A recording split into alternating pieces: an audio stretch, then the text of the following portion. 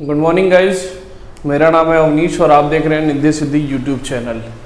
तो लास्ट की हमने क्लासेस में profit and loss, percentage, discount और मिक्सचर एंड एलिगेशन, सबसे लेटेस्ट टॉपिक जो था मिक्सचर एंड एलिगेशन, इन चारों टॉपिक को हमने कवर किया है। और आज की इस क्लास में हम बात करेंगे रेशियो एंड प्रपोर्शन के बारे में। पहले मैं इनके क्वेश्चंस कराने से पहले और इनको समझाने से इनके क्वेश्चंस को बताने से पहले आपको मैं कुछ चीज़ें इनके बारे में समझाऊंगा। नॉर्मली वैसे पता तो सबको होगा, लेकिन कुछ चीज़ें मैं फिर भी आपको बताऊंगा, एलोबरेट करके बताऊंगा। कुछ चीज़ें लिखना होता है और उसको लिखना हो छोटे से छोटे फॉर्म में, तो इसके लिए रेशियो की ज़रूरत पड़ती है। मान लो हमने ये मार्कर लिया, ठीक, ये दो मार्कर लिए, ठीक, इन दो मार्कर को लिया, ये दो मार्कर है, इन दो मार्कर को मैं क्या, इन दोनों मार्कों को अगर मान लो मुझे कंपेयर करना है किसी चीज़ को, तो रेशियो एंड प्रपोर्शन की ज़रूरत जो पड़ी वो सिर्फ और सिर्फ कंपैरिजन के लिए पड़ी। तो आपको पता चला है कि रेशियो एंड प्रपोर्शन की जरूरत पड़ी तो सिर्फ और सिर्फ कंपैरिजन के लिए पड़ी। तो मैं ऐसा कह रहा हूँ तो क्यों कह रहा हूँ, आइए देखते हैं। अगर मान लो मैं ये मार्कर लेने आता और मेरे इसमें क्या होता है, इस मार्कर की तुलना करो जरा इस मार्कर का कंपेरिजन करो किसी और चीज़ से, तो मैं तब तक इस मार्कर का कंपेरिजन नहीं कर सकता हूँ जब तक मेरे पास एक और मार्कर या इससे रिलेटेड कोई एक सेम चीज़ नहीं होगी। तो जब मेरे पास ये दूसरा मार्कर आ जाएगा और ये एक मार्कर होगा, तब मैं दोनों चीज़ को कंपेयर कर सकता हूँ और मैं इनके साइज को, इनके वेट को, इनके लेंथ को, इनके किसी भी चीज़ को मैं लिख सकता हूँ। तो इन चीज़ों को जो दर्शाने के लिए जिस चीज़ की जरूरत पड़ी उस चीज़ को कहते हैं हम रेशियो। तो रेशियो माने होता है अनुपात। अनुपात मतलब कि ये मार्कर इस मार्कर से लेंथ वाइज कितना बड़ा है उसका अनुपात, चाहे इस मार्कर का वेट और इस मार्कर का वेट कितना ज़्यादा या कम है उसका अनुपात। तो इन सारी चीज़ों को दर्शाने के लिए हमें जिस चीज़ की जरूरत पड़ी उन्हें हम कहते हैं रेशियो, ठीक है। तो अब एक चीज़ जान लो यार, रेशियो है कंपैरिजन जब भी हम करेंगे तो उसके लिए हमें दो चीज़ें चाहिए होंगी। एक चीज़ तो क्लियर होगी, कंपैरिजन हमें जब भी करनी, यार एक चीज़ होता है सिंगल मार्कर हम दे देते हैं तो क्या आप कभी कंपेयर कर पाएंगे? कभी नहीं कर पाएंगे आप सिंगल मार्कर को कंपेयर, जबकि दूसरा मार्कर आपको हम न दें। जब दूसरा मार्कर ही आपको देंगे तभी आप इस मार्कर को इस मार्कर से कंपेयर करके आप कुछ भी बता सकते हैं, ठीक है। तो इतनी जो चीज समझ में आ गई कि रेशियो की जरूरत पड़ी दो चीजों को कंपेयर करने के लिए। तो यार अब एक चीज और जाननी पड़ेगी रेशियो के बारे में। तो क्या कभी लेंथ का कंपैरिजन वेट से कर सकते हैं? क्या कभी वेट का कंपैरिजन लेंथ से कर सकते हैं? कभी नहीं कर सकते यार। देखो, कंपैरिजन के लिए सबसे पहली चीज, दो चीजें मूलभूत होती हैं उसकी। एक तो पहली चीज होती है कि उसमें दो चीजें होनी चाहिए और दूसरी चीज ये होती है कि दो समान तरह की चीजों का ही कंपैरिजन हम कर सकते हैं। मतलब अगर लेंथ को कंपेयर कर रहे हैं तो सिर्फ लेंथ को लेंथ से कंपेयर करेंगे, वेट को कंपेयर कर रहे हैं तो वेट को वेट से कंपेयर करेंगे, एरिया को कंपेयर कर रहे हैं तो एरिया को एरिया से कंपेयर करेंगे। ऐसा थोड़ी बोलते हो यार कि सामने कोई आपके घर के सामने प्लॉट है तो उसको बोलते हो क्या कि इस प्लॉट का एरिया जो है उस प्लॉट के लेंथ के बराबर है? ऐसे तो कभी नहीं बोलते हो। इसी तरीके से बोलते हो यार कि इस प्लॉट का जो एरिया है वो मेरे जो दूसरा प्लॉट है उन दोनों का एरिया लगभग बराबर, या इसका एरिया जो है उसके एरिया से आधा है। तो इसको जो दर्शाने के लिए हम जिस चीज का उपयोग करके बोल रहे हैं उसको हम कहते हैं रेशियो, ठीक। और दूसरी चीज, एक चीज और बता दूं, अभी देखो यार UPSSC पीईटी का नोटिफिकेशन आउट हुआ है कल परसों का। कल से फॉर्म भरने चालू हो गए और 21 जून तक शायद फॉर्म भरे जाएंगे। तो यार उन पेपर में भी इनका वेटेज अच्छा खासा होगा, तो इसको बारीकी से पढ़ना है। और यार देखो, अगर आपको रेशियो प्रपोर्शन पता है तो जरूरी नहीं है कि आप सिर्फ अगर UPSSC के लिए पढ़े तो सिर्फ वो चीज़ UPSSC में ही यूज होगी। यार वो चीज़ UPSI में भी यूज होगी, वो चीज़ कांस्टेबल में भी यूज होगी, वो चीज़ SSC में भी यूज होगी। यार मैथ तो मैथ है, मैथ तो मैथ है। मैथ का क्या है? मैथ का ना कोई जात है ना कोई धर्म है, सीधी सी बात है यार। जो मैथ हम पढ़ लेंगे, अब 3 में 2 जोड़ेंगे तो चाहे वो SSC का सवाल हो तब भी 5 होगा, चाहे वो कांस्टेबल का सवाल हो तब भी 5 होगा, चाहे वो किसी चीज़ का सवाल हो तब भी 5 होगा। तो वही चीज़ है, मैथ्स जो है वो सबके लिए ही सेम है। तो आओ देखते हैं क्या। अच्छा चलो, ये इस तरीके से लिखा था A रेशियो B, ये 2 बिंदी दिख रही होगी और B लिखा है, उसके बाद 3 के आगे 2 बिंदी लगा के 2 लिखा था। इसका मतलब इसको इससे पढ़ाया था A ratio B is given as 3 ratio 2। तो इसको अगर लिखना हो ना तो ऐसे लिखते हैं, A रेशियो B मतलब A के बटे B बराबर क्या दिया है 3/2। ये सिर्फ समझा रहा हूं मैं आपको, ठीक, समझाने के लिए। ये होता है इसका मतलब, ठीक। तो अगर मल्टीप्लाई करें तो 3b = 2a हो जाएगा, तो 3b = 2a हो जाएगा। ये होता है इसको समझने के लिए। अब जैसे B रेशियो C लिखा है क्या 4 रेशियो 1, तो इसका मतलब होता है B/C = 4/1। 1, तो b इक्वल टू 4c, ये इसका मतलब होता है। ठीक, तो मतलब आप लोगों ने समझ लिया कि रेशियो का मतलब क्या होता है। अच्छा जी, तो आइए देखते हैं इस क्वेश्चन को कैसे सॉल्व करेंगे। तो इसमें क्वेश्चन में लिखा हुआ है कि a ratio b equal to 3:2 और b ratio c equal to 4:1। तो find a b and c का रेशियो आपस में। ठीक, तो यार ये बताओ, क्या इस तरह के क्वेश्चन को हमने आपको पहले नहीं समझाया है? मैं MPCP वाले में जो डिस्काउंट हम पढ़ रहे थे जब, तो क्या इस तरह के क्वेश्चन को हमने आपको नहीं समझाया? समझाया, लेकिन यहाँ पे भी बताऊंगा, क्योंकि रेशियो टॉपिक हम अब अलग से पढ़ रहे हैं, तो रेशियो टॉपिक को हम अलग से भी समझेंगे। ठीक है, तो यहाँ बेसिक्स को पहले मजबूत करेंगे, उसके बाद हम क्वेश्चन को डील करेंगे। डायरेक्ट क्वेश्चन तो यार कोई भी आएगा, कोई भी बता के चला जाएगा और तुम सॉल्व भी कर लोगे, लेकिन कहीं कहीं जहां अच्छे कॉन्सेप्ट के क्वेश्चन आएंगे वहां कंफ्यूज हो जाओगे, वहां तुम्हें समझ में नहीं आएगा। तो इसलिए पहले हम बेसिक्स को क्लियर करेंगे, उसके बाद हम क्वेश्चंस को डील करेंगे। अच्छा जी, तो क्या लिखा है? a रेशियो b लिखा है कितना? 3:2। ठीक लिखा है ना, और b रेशियो c लिखा है 4:1। ये लिखा है। हमने आपको क्या बताया था, जिसमें जिसमें भी निकालना हो आप सब कुछ छोड़ दे यार, सीधा सीधा क्या लिख दो, 3 अक्षर यूज हुए, A B C यूज हुए, लिख दो क्या, A लिख दिया, B लिख दिया, C लिख दिया, लिख दिया, कोई दिक्कत नहीं है ना। अच्छा जी, अब A और B में कितना का रेशियो था? 3:2 का, तो 3:2 लिख दिया। ठीक, अब B रेशियो C में क्या था? 4:1 का, तो यहाँ B के नीचे 4 लिख दिया, C के नीचे 1 लिख दिया, लिख दिया, तो B रेशियो C इतना आ गया। अब आपको हमने बताया था कि खाली सीट को भरेंगे बगल के पड़ोसी से, तो खाली सीट कौन सी? ये, और खाली सीट क्या है? ये, तो इन दोनों को भरेंगे हम बगल के पड़ोसी से। तो जरा दूसरे मार्कर का यूज करते हैं, और यहाँ बगल के पड़ोसी, तो यहाँ का बगल का पड़ोसी कौन है? 4 है। यहाँ पे बगल का पड़ोसी 4 है, तो यहाँ पे लिख देंगे 4। यहाँ पे बगल का पड़ोसी कौन है? 2, तो यहाँ लिख देंगे 2। अब कुछ नहीं करना है यार, अब सिंपली मल्टीप्लाई कर लो, इसका इसमें, इसका इसमें, इसका इसमें। तो कितना आ रहा है? ये 12 आ रहा है, लिख दिया। ये कितना आ रहा है? 8 आ रहा है, लिख दिया। ये कितना आ रहा है? 2 आ रहा है, लिख दिया। और कट हो रहा है तो कट कर लो, कट हो रहा है देखो 2 से, तो ये कट किया, ये कट किया, ये कट किया। देखो यार, कट तभी करेंगे जब तीनों में वो कॉमन हो। ऐसा नहीं कि इसको 2 से कट कर दिया, इसको 4 से कट कर दिया, इसको भी 4 से कट कर दिया, इसको 6 से कट कर दिया, ऐसा कुछ भी नहीं करेंगे। किसी एक डिजिट को उठाएंगे और सबको उससे कट करेंगे, तभी वो माना जाता है। सिंप्लीफिकेशन जब मैं पढ़ाऊंगा तो भी आपको वो बताऊंगा, बेसिक चीज भी। तो ठीक, इसको कट किया तो क्या है? 1 आया। ये कितनी बार में कटेगा? 4 बार में कटेगा 2 से। ये कितनी बार में कटेगा? 6 बार में कटेगा। तो फाइनल आ गया 6:4:1। हमको कुछ भी अब पूछ देने यार, हमसे कोई पूछ दे क्या, A ratio B ratio C ये होगा। अच्छा, A रेशियो C पूछ दे तो 6:1 होगा, B रेशियो C पूछ दे तो 4:1 होगा। अच्छा जी, अब B रेशियो A पूछ दे तो 4:6 होगा, तो 4 और 6 आपस में कटेगा तो 2:3 होगा। तो देखो B रेशियो A 2:3 था, तो वही आ गया। अच्छा जी, तब अगर ये क्वेश्चन आपको समझ में आ गया तो आते हैं अगले क्वेश्चन की तरफ। इस क्वेश्चन को जरा डील करते देखते हैं, ये क्वेश्चन किसको इसमें समझ में आया। इसमें क्या किया? इसमें भी कुछ नहीं किया। इसमें भी क्या किया? 3 चीजें दे दी, अब पूछ दिया। यार तो ये बताओ ना यार, तुम क्यों फालतू का दिमाग लगाओगे यार, कि इसका गुणा करोगे, कभी कभी A को B से काटोगे, कभी B को B से काटोगे, ऐसे से करके काटोगे और झूठ में फंसे रहोगे। उससे बढ़िया यार एक लाइन लिख लो, क्या, A B C D, इसमें 4 चीजें दी हैं, लिख दिया, कोई दिक्कत नहीं। A और B का रेशियो दिया था 3:2, तो 3:2 लिखा था, तो 3:2 लिख दिया, कोई दिक्कत नहीं। B और C का क्या दिया था? 4:1, तो लिख दिया 4:1। ठीक है, लिख दिया, रेशियो का साइन लगाते गए। अच्छा जी, C/D क्या दिया था? 3:5, तो C के नीचे लिख दिया 3 और D के नीचे लिख दिया 5, लिख दिया। अच्छा जी, अब क्या क्या बताया हमने बताया कि खाली सीट क्या करें? बगल के पड़ोसी से भरे। तो खाली सीट कौन कौन सी? ये खाली सीट, ये खाली सीट, ये इसके नीचे आ गया, ये खाली सीट यहाँ पे, ये क्या खाली सीट है? ये भी खाली सीट है, इसके नीचे कुछ नहीं है। ये क्या खाली सीट है? खाली सीट है। ये क्या खाली सीट है? खाली सीट है। ठीक है, अब खाली सीट को किससे भरना हमने बताया था? बगल के पड़ोसी से। तो बगल के पड़ोसी कौन है? इनके बगल का पड़ोसी 2। अच्छा जी, तो इसके बगल का पड़ोसी भी अब 2 ही होगा। ठीक, इसके बगल का पड़ोसी 1 होगा, तो 1 लिख दिया।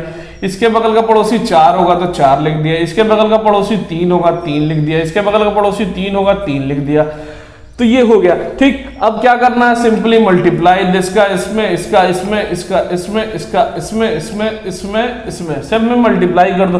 तो 4 × 12 और 3 36 लिख दिया, कोई दिक्कत नहीं। 4 दूना 8 3 24 लिख दिया, कोई दिक्कत नहीं। अच्छा, 2 एकम 2 और 3 हो गया 6, ये लिख दिया, कोई दिक्कत नहीं। 5 दूना 10, ये लिख दिया, कोई दिक्कत नहीं। क्या अभी भी ये कट रहा है? देखो कट रहा है, 2 से कट रहा, काट दिया तो ठीक है, 5 बार में लिख दिया। इसको काटा 3 बार में लिख दिया, ठीक। इसको काटा 12 बार में लिख दिया, इसको काटा 18 बार में लिख दिया। तो क्या फाइनल निकल के चला आया? क्या निकल के आया? अब ये किसी से कट रहा है, किसी से नहीं कट रहा। 3 से कटेगा अगर ये दोनों, तो 5 नहीं कटेगा। 5 से अगर कटेगा तो सिर्फ 5 कटेगा, बाकी नहीं कटेगा। इसलिए अब कोई डिजिट से कट रहा है, तो ये फाइनल निकल के चला आया। अब हमसे क्या पूछेगा यार क्वेश्चन में? ये लिखने में आपको टाइम लगेगा, बताने में मुझे टाइम नहीं लग रहा, तो आपको लिखने में भी टाइम नहीं लगेगा यार। आप फटाफट लिखोगे और तुरंत कुछ भी पूछ देगा। अब ए रेशियो डी पूछ दिया, ए रेशियो डी बता दो। बी रेशियो डी पूछ दिया, बी और डी का रेशियो बता दो। सी रेशियो ए पूछ दिया, सी और ए का रेशियो बता दो। तो आप कुछ भी बता सकते हैं इस तरीके से। पहले हम इसी तरीके से रेशियो और प्रोपोर्शन के बेसिक क्वेश्चन करेंगे, उसके बाद हम क्या करेंगे, फिर हम बड़े क्वेश्चन की तरफ, अच्छे क्वेश्चन की तरफ आएंगे। ठीक है, तो अब चलते हैं अगले क्वेश्चन की तरफ। अगला, हाँ तो गाइज आते हैं अगले क्वेश्चन की तरफ। अगले टाइप का क्वेश्चन क्या है कि अगर 5:3 दिया है और ये 4 टाइम ये रेशियो वाला साइन बना हुआ और 7 के आगे रेशियो लेके क्वेश्चन मार्क लिख दिया, तो ये हमें बताना है कि ये क्वेश्चन मार्क किससे भरेगा, ये हमको बताना है। अच्छा जी, तो ये पहले साइन क्या होता है, इसका मतलब समझना पड़ेगा।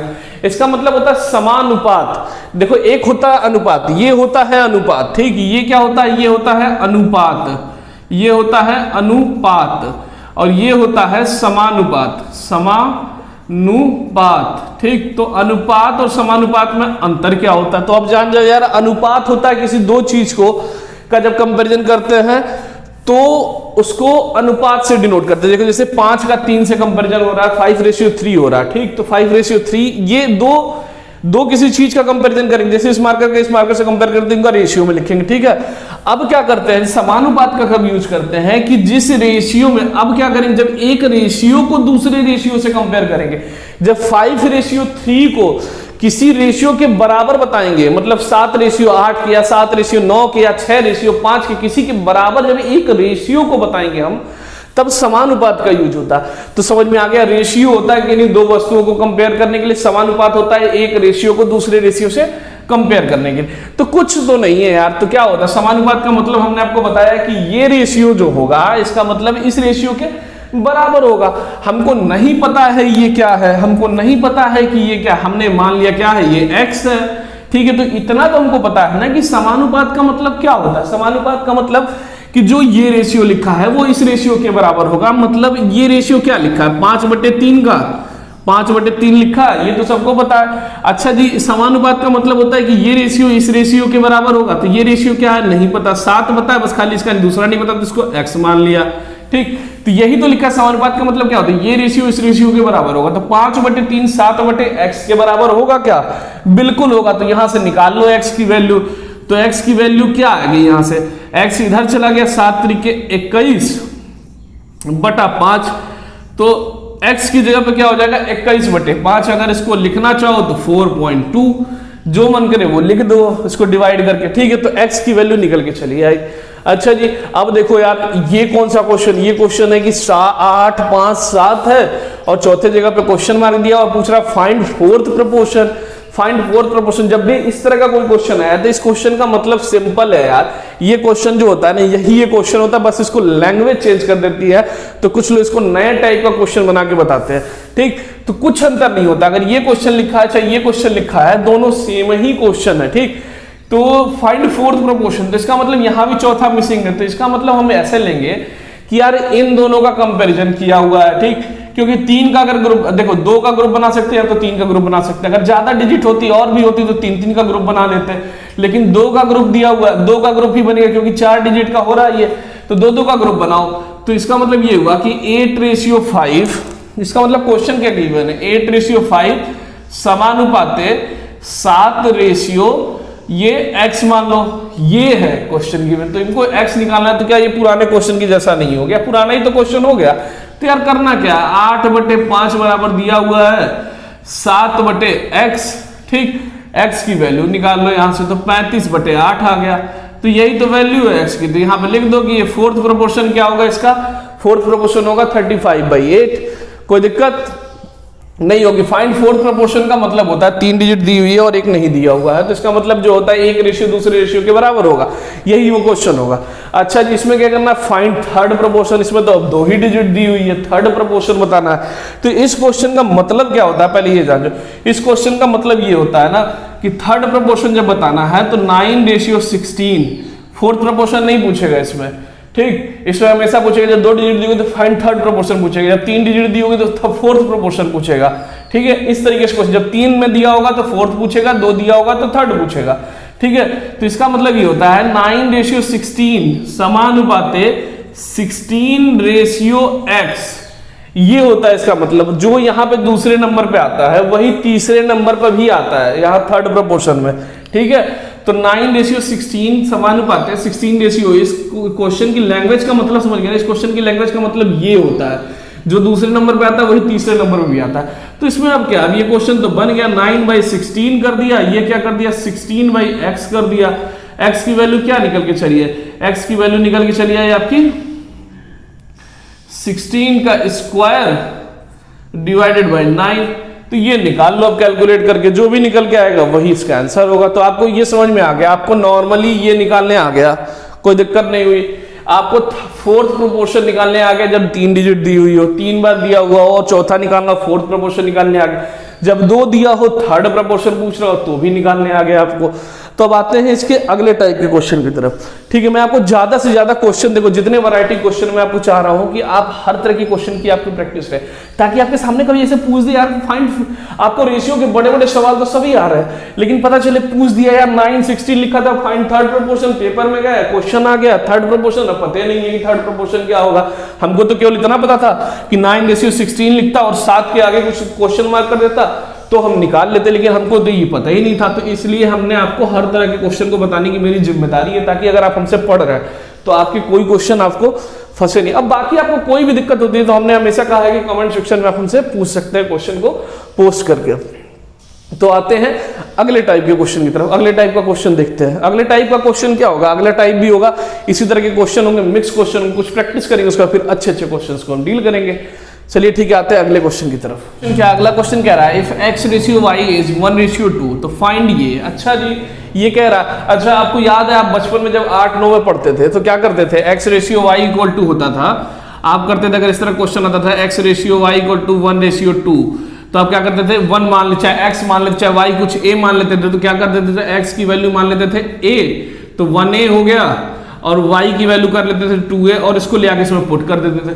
तो सेम वही चीज यहाँ भी करेंगे यार, हम कुछ नहीं करेंगे, हम क्या करेंगे, अब हम क्या करेंगे, ये a o का झंझट छोड़ देंगे। अब डायरेक्टली क्या समझेंगे, हम डायरेक्टली जैसे अब तक MP CP और इस सब में क्या कर रहे थे, डायरेक्टली इसी को वैल्यू मान ले रहे थे, 1 मान ले रहे थे, इसको 2 मान ले रहे थे, इसी को ऐड घटाते रहते, वैसे यहाँ भी करेंगे। यहाँ क्या मान लेंगे, x = 1 और y = 2 और ये वैल्यू इसमें पुट कर देंगे। जब इसमें पुट करेंगे तो क्या होगा, जरा सॉल्व किया तो x की जगह पे 1 रखिए तो क्या होगा, इसको हम इसकी जगह पे तो रख ही सकते हैं, क्योंकि अगर सेम रेशियो में है, अगर सेम रेशियो में है तो यार इसका मतलब तो ये होगा कि कुछ भी होगा, यहाँ कट करने पे क्या आ रहा होगा, 1 आ रहा होगा, यहाँ 2 आ रहा होगा, तो उसको हम सबसे छोटे वैल्यू जो मान सकते हैं, छोटी वैल्यू तो 1 मान ही सकते हैं, और y की सबसे छोटी वैल्यू 2 तो मान ही सकते हैं ना। क्योंकि यार देखो, अगर x की वैल्यू क्या फर्क पड़ता है, x की वैल्यू अगर 4 भी होगी, y की वैल्यू अगर 8 भी होगी तो भी कट करेंगे, x की वैल्यू अगर 4 भी मानेंगे, y की वैल्यू 8 भी मानेंगे तो भी कट करेंगे, तो 4 दूना 8, 1/2 ही तो आएगा। 4 और 8 रख के भी आप देखेंगे तो भी वही आएगा, और अगर आप 1/2 रख के देखेंगे तो भी आपका वही आएगा। अच्छा ठीक है, तो इसमें हम वैल्यू को रख के देखते हैं कि क्या होता है।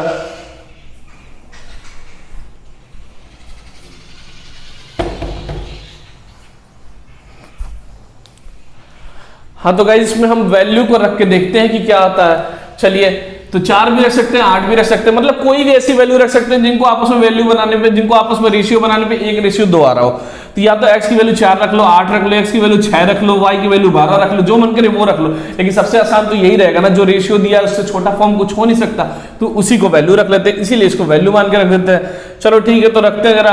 तो x की जगह पे रख दिया 1 और y की जगह पे रख दिया यहाँ पे 2, तो लिख दिया। अच्छा जी, 3x की जगह पे रख दिया यहाँ पे y, और y की जगह पे रख दिया यहाँ पे 2। अच्छा जी, कितना आया कैलकुलेट करने में, जरा कैलकुलेट करो। 7 × 7 3 दूना 6, 1 आ गया ऊपर, नीचे आया क्या 3 और 2 5 आ गया, तो 1/5 आ गया, यही आंसर है इसका।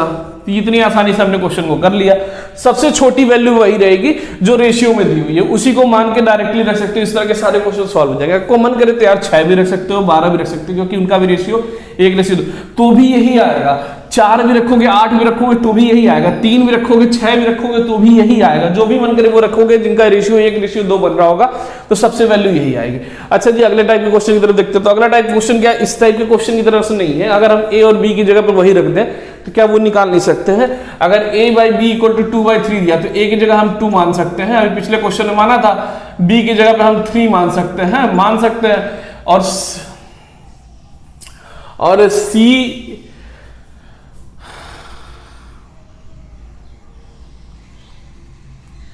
देखिए,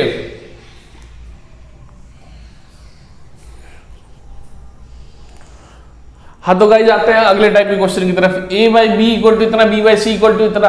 अच्छा जी, तो क्या हम इसको इस तरीके से मान सकते हैं? a = 2 मान सकते हैं, b = 3 मान सकते हैं, c = 5 मान सकते हैं। लेकिन यार कोई हमसे पूछेगा भाई कि यार a = 2 मान लिया, चलो समझ में आया। c = 5 मान लिया तुमने, ये समझ में आया, लेकिन ये समझ में नहीं आया क्योंकि b की वैल्यू तो 3 भी दी है, 4 भी दी है। तो यार बिल्कुल गलत है, इस तरीके से हम मान ही नहीं पाएंगे इसको। देखो इसमें 3 रेशियो दिया हुआ, तो ये तो गलत है क्योंकि 3 भी हो सकती है, 4 भी हो सकती है। तो अब क्या करेंगे? पुराने वाले कॉन्सेप्ट को यूज करेंगे। क्या?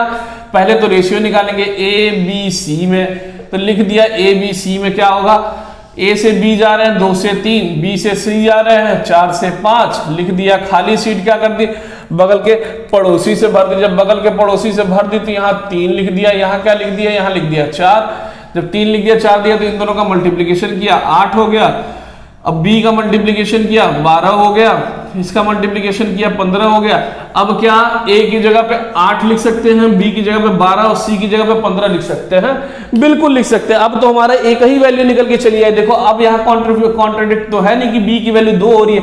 अब तो यहाँ b की वैल्यू सिंगल निकल के आ रही है। तो इस b की वैल्यू को अब तो पुट ही कर सकते हैं। जरा इस वैल्यू को यहाँ पुट कर दे तो a = 8 लिख दो। अब a = 8 लिख दिया तो 8 का स्क्वायर होता है, तो 8 का स्क्वायर होगा।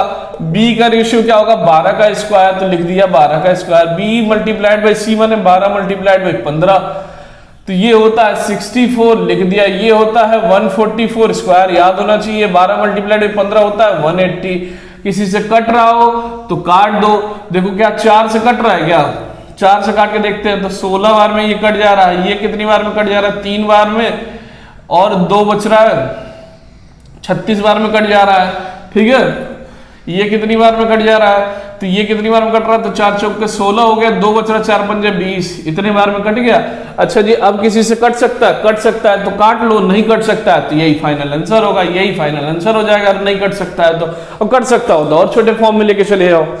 तो ये इस तरीके से हम क्वेश्चन को डील करते हैं। तो आते हैं अगले टाइप के क्वेश्चन की तरफ। अगला टाइप का क्वेश्चन क्या है यार? अगला टाइप का क्वेश्चन है इफ 5a = 6b = 3c तो फाइंड a/b/c। इसको करने के कई तरीके हैं, तो मैं आपको सबसे आसान तरीका ये बताऊंगा।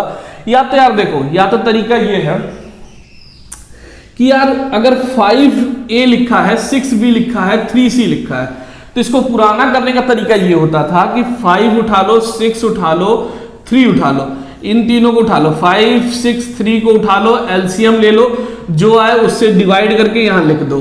ठीक, जो आए उससे डिवाइड करके a के नीचे लिख दो। यही तो करते थे पुराने वाले तरीके में। यार तो यार क्या सीखे हैं फिर हम आज तक? फिर सीखे क्या? कुछ नहीं सीखे।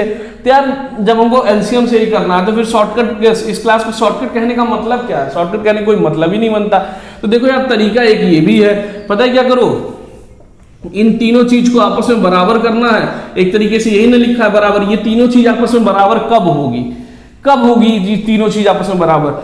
जब ऐसा कर दें कि हर जगह जो हो कि हर जगह अगर 5 × 6 × अगर 3 आ जाए, 5, 6, 3 का एलसीएम लेने की जगह पे, 5, 6, 3 का एलसीएम लेने की जगह पे अगर हम हर जगह 5, 6, 3 ही लिख देते हैं तो क्या ये मल्टीप्लीकेशन बराबर हो जाएगा? क्या यहाँ भी 5, 6, 3 हो जाएगा, यहाँ भी 5, 6, 3, यहाँ भी 5, 6, 3, तो क्या मल्टीप्लीकेशन बराबर हो जाएगा? हो जाएगा। अच्छा जी, तो यहाँ पे अगर 5, 6, 3 हमको लेके आना है तो एक ही जगह पे हमको क्या लिखना पड़ेगा? अगर हमको यहाँ भी देखो, इन तीनों को आपस में जब बराबर करना है, मैं आपको बारीकी से समझाना चाहता हूँ कि अगर इन तीनों को आपस में बराबर करना है तो ये 5, 6, 3, या तो कन्वेंशनल मेथड से जाते हो तो 5, 6, 3 का एलसीएम लो, फिर 5 से डिवाइड करो, जो बचे उसकी जगह पे a लिखो। ठीक, 6 से डिवाइड करो जो बचे उसकी जगह बी लिखो, 3 से डिवाइड करो जो बचे उसकी जगह सी लिखो। लेकिन आप शॉर्टकट क्लास पढ़ रहे हैं तो शॉर्टकट में क्या करेंगे यार, हमको अगर हम तीनों को बराबर करना है तो अगर हम तीनों की जगह 5 6 3 ले आते तो क्या तीनों बराबर हो जाएंगे? बिल्कुल हो जाएंगे। तो एक काम करो यार, तो अगर इसकी जगह पे 5 6 3 लेके आना है, तो यहां तो ऑलरेडी 5 लिखा हुआ, तो एक जगह पे क्या लिख दे हम कि 6 और 3 हो जाए, तो 6 मल्टीप्लाइड में 3 लिख सकते हैं हम, लिख देंगे तो 5 6 3 हो जाएगा। बी की जगह पे हम क्या लिख दे, 6 यहां पहले से है तो 5 मल्टीप्लाइड में 3 लिख दे, क्या ये बराबर हो जाएगा? तो बी की जगह पे अगर हम ये लिख देते हैं तो 5 मल्टीप्लाइड में 6 मल्टीप्लाइड में 3 हो गया, ये हो गया। अच्छा जी, सी की जगह पे अगर हम 5 मल्टीप्लाइड बाई 6 लिख दें तो क्या ये बराबर हो जाएगा 5 6 3 के? बराबर हो जाएगा कि नहीं? हो जाएगा यार। देखो ना, जब 5 सी की जगह 5 मल्टीप्लाइड में 6 लिखेंगे तो 3 भी तो आएगा, 5 मल्टीप्लाइड में 6 मल्टीप्लाइड में 3 होगा। बी की जगह पे लिखेंगे 5 गुणे 3 तो 6 गुणे 5 गुणे 3 हो जाएगा। तो क्या तीनों बराबर अब हो जाएगा? हो जाएगा। अच्छा जी, तो यही कर दो, यही ए की वैल्यू हो जाएगी और ये बी की वैल्यू हो जाएगी, ये सी की वैल्यू हो जाएगी। अब इनसे रेशियो पूछे, जो भी पूछे आप बता दोगे, कोई दिक्कत नहीं है। अच्छा जी, हमने किया क्या? हमने किया कुछ नहीं। अगर आप बारीकी से देखेंगे तो हमने कुछ नहीं किया इस क्वेश्चन। हमने क्या किया है ना, ए के साथ 5 था, हमने क्या किया, बी के और सी के साथ वाले जो थे उनकी जगह पे ये रख दिया, बी और सी को लाके यहाँ रख दिया। ठीक, तो बी के साथ वाला 6 और 3 यहाँ लाके रख दिया। बी के साथ 6 है तो यार ए और सी वाला साथ में लाके रख दिया, तो ए का 5 और सी का 3 आ गया। सी के साथ 3 लिखा हुआ तो ए और बी का लाके रख दिया, जिसके साथ जो लिखा हुआ उसको छोड़ के बाकी दोनों के साथ वाला लाके लिख दिया। तो ए की वैल्यू ये हो गई, बी की वैल्यू ये हो गई, सी की वैल्यू ये हो गई। जब ये तीनों वैल्यू मिल गए तो अब इनका रेशियो क्या होगा, 6 त्रिक 18 और बी की जगह पे 5 दिया 15। अच्छा जी, और सी की जगह पे क्या हो जाएगा, 5 छक्का 30। क्या ये किसी से कट रहा है? किसी से कट रहे हो तो काट दो। तो ये देख रहा हूं मैं 3 से कट रहा है तो 3 से काट दिया, 6 बार में कट जाएगा, काट दिया। ये 5 बार में कट जाएगा, काट दिया। ये कितनी बार में कट जाएगा, 10 बार में कट जाएगा, काट दिया। तो ये फाइनल चला आया, क्या होगा, ए का मतलब 6 होगा, बी का मतलब होगा 5 और सी का मतलब होगा 10। तो इतना शॉर्टकट तरीके से आपको बता दिया इसको निकालना। और हम इस तरह के 1-2 क्वेश्चन की प्रैक्टिस कर लेते हैं ताकि हमें इस तरह के क्वेश्चन में कोई डाउट ही ना रहे।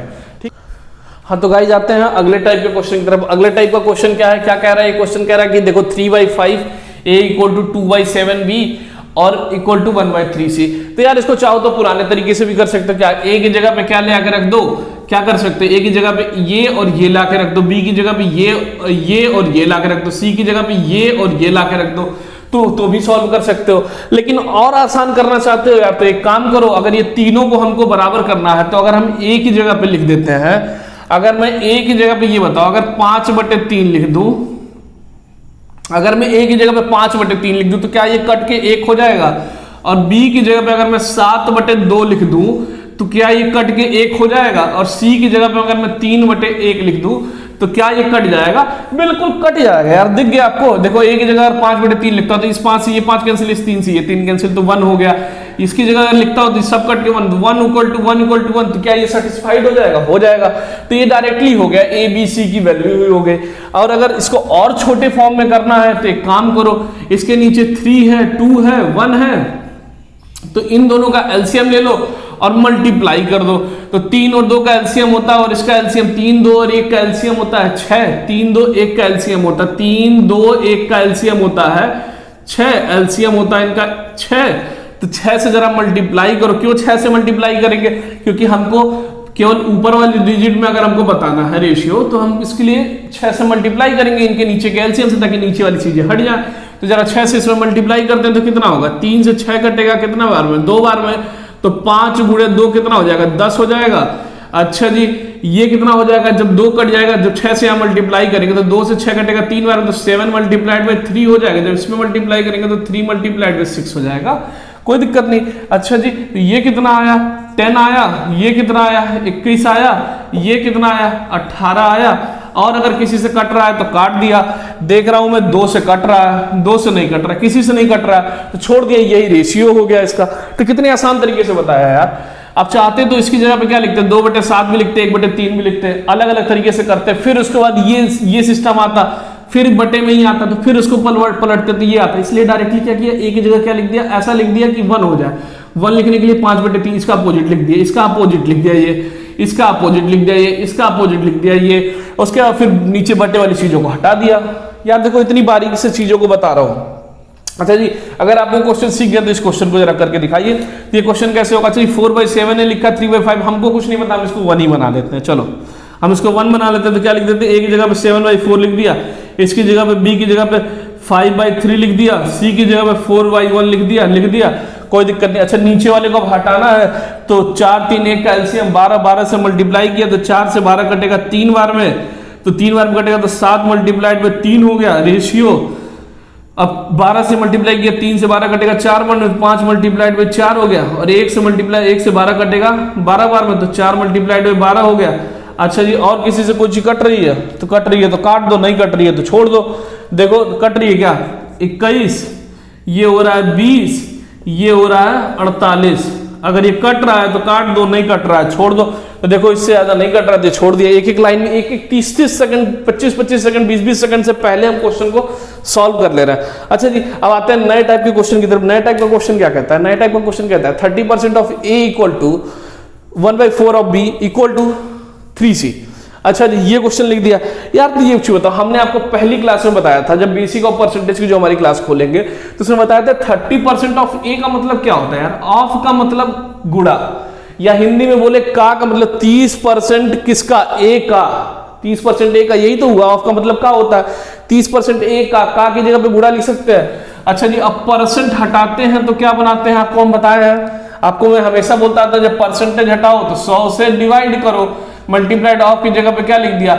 गुणा लिख दिया, ए लिख दिया। अब क्या b/4 हो गया ये।